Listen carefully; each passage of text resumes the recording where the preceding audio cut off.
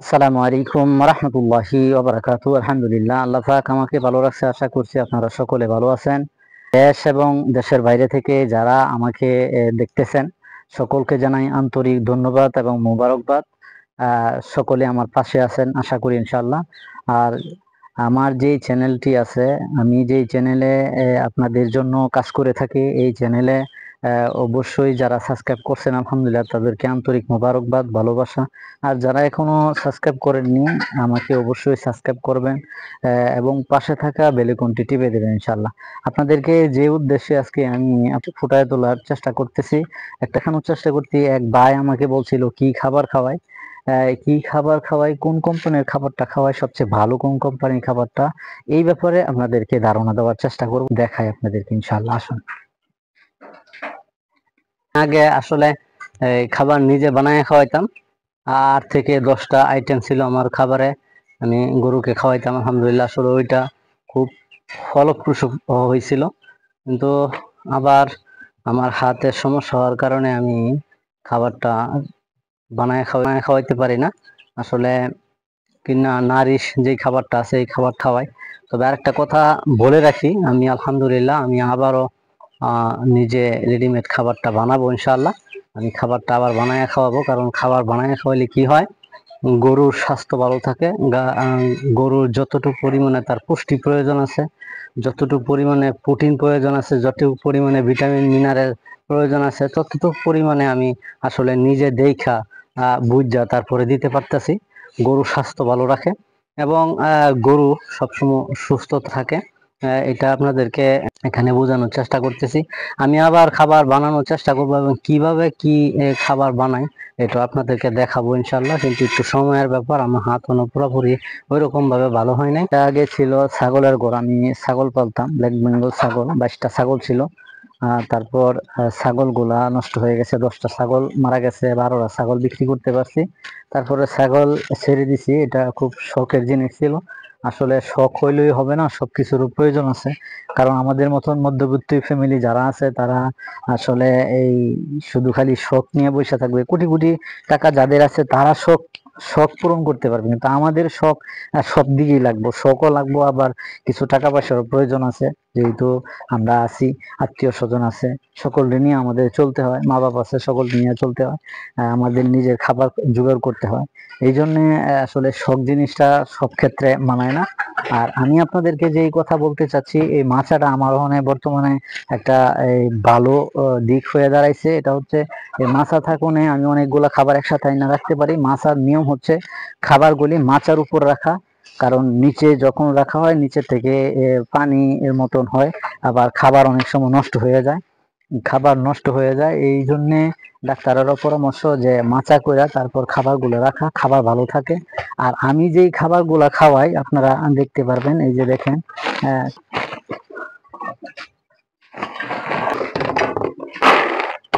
এই যে আমি এই নারিশের এই মোটা দানাটা খাওয়াই।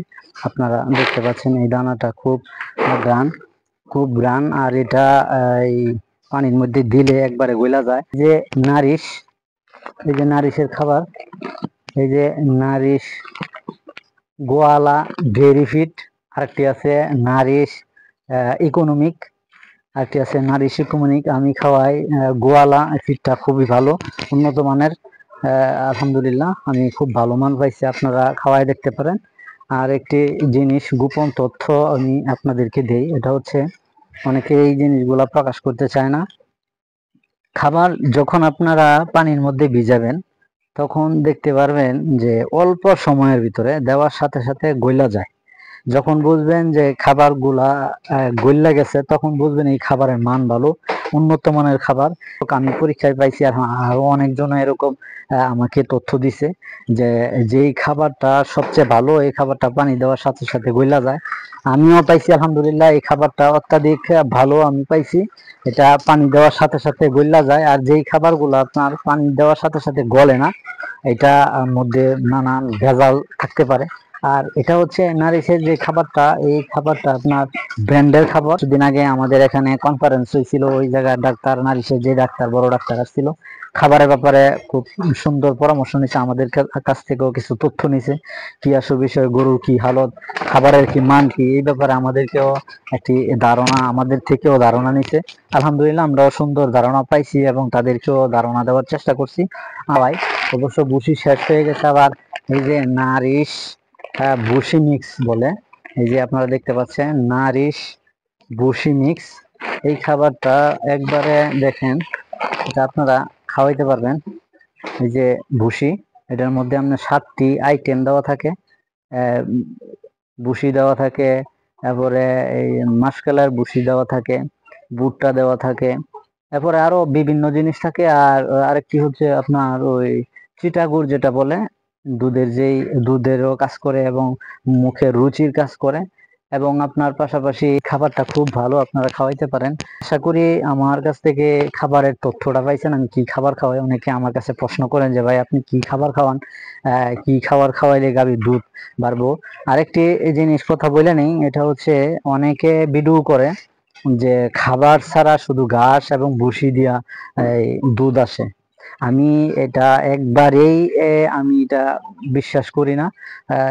কারণ হচ্ছে একটা গাভীর পর্যাপ্ত তার পুষ্টি দরকার পড়ে, আর শুধু ঘাসের মধ্যে সব পুষ্টি থাকে না, আর ভুসির মধ্যে ওই রকম সব পুষ্টি থাকে না। এই খাবারের মধ্যে সব পুষ্টি দেওয়া থাকে। আগে নিজেও বানায় খাওয়া খাবারের মধ্যে যেই পুষ্টিগুণটা থাকে, ওই ঘাসের মধ্যে তো ওই পুষ্টিগুণ থাকে না। অনেকে ভিডিও ভালো লাগার জন্য, মানুষের কাছে ভালো দিক নিদর্শন গুলা দেখানোর জন্য, উঠায় ধরার জন্য এই কথাগুলি বলে থাকে, ভিডিওর মধ্যে বেশি ভিউ হওয়ার জন্য। আসলে আমি সত্য কথা বলে যেন আল্লাহ তাআলা আমাকে মৃত্যু দেয়, সত্যর উপরে থাকতে পারি, সত্য নিয়ে যেন বাঁচতে পারি। আমি যে এই জিনিসগুলি পাইছি, আমি শুধু পরীক্ষামূলক দেখছি যে এই খাবার ছাড়া শুধু ভুসি এবং ঘাস দিয়ে কিরকম দুধ হয়। যেই গাভী 10 কেজি দুধ দেয়, কথার কথা, যেই গাভী 10 কেজি দুধ দেয়, এটার দুধ আসে 5 কেজি। আপনারা একবার চিন্তা করে দেখেন, যেই গাভী 10 কেজি দুধ দেয়, এটা যদি 5 কেজি দুধ আসে, তাই আমি আর আপনি কিভাবে ব্যবসা করব? এটা মানুষের মুখের কথা। আসলে বুঝতে পারছেন, আমি আপনাদেরকে এটা জানানোর জন্য, বোঝানোর জন্য শুরু করতে পারি এবং আপনাদের ধারণা দিতে পারি, এই আশাবাদ ব্যক্ত করি এবং আপনাদের সুস্বাস্থ্য কামনা করে আমার এই খামারকে উত্তরোত্তর যেন আল্লাহ তাআলা বরকতপূর্ণ করে দেয়, এই কথা বলে, এবং আমার যারা আছে সকলের জন্য দোয়া চেয়ে আপনাদের জন্য দোয়া করি। এবং আরেকটি কথা হচ্ছে, আমার এই ভিডিও যদি ভালো লেগে থাকে, লাইক, কমেন্ট এবং শেয়ারের মাধ্যমে আপনারা অপর ভাইকে দেখাবার সুযোগ করে দিবেন। আরেকটি হচ্ছে করবেন ইনশাআল্লাহ, আশাবাদ ব্যক্ত করে এখানে শেষ করছি। আসসালামু আলাইকুম ওয়া রাহমাতুল্লাহি ওয়া বারাকাতুহু।